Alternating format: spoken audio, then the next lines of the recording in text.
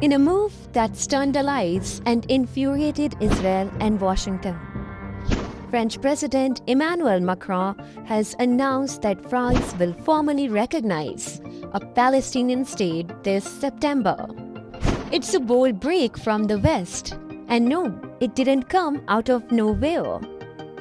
Look, he's a different kind of a guy. He's okay. He's a team player, pretty much. But here's the good news: what he says doesn't matter. It's not going to change it.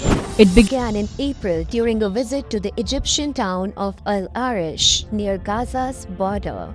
Macron witnessed firsthand the mounting humanitarian catastrophe: food, medicine, and hope vanishing by the hour. That visit left a mark. Back in Paris, Macron made up his mind. France could no longer wait. Recognition was coming. Behind the closed doors, Macron launched a plan, a coordinated recognition effort with Britain and Canada, backed by Saudi Arabia, aiming to unlock both statehood for Palestinians and normalize Arab ties with Israel. But the plan crumbled. London and Ottawa backed away, fearing backlash from Washington. Macron stood alone, but moved forward anyway.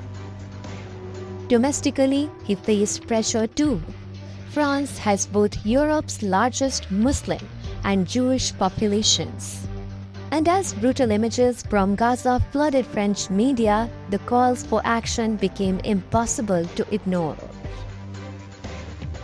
Analysts say Macron is using recognition as leverage to pressure Mahmoud Abbas to reform the Palestinian Authority, to push Arab states to support a stabilization force, and to marginalize Hamas without more war. At the same time, Israel's far-right government is moving toward de facto annexation of the West Bank, a red line for many in Europe.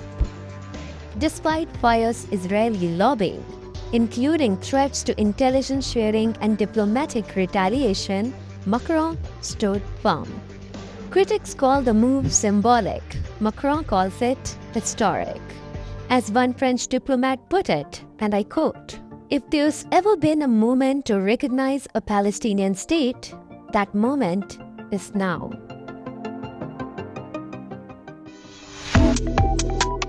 Subscribe to One India and never miss an update. Download the One India app now.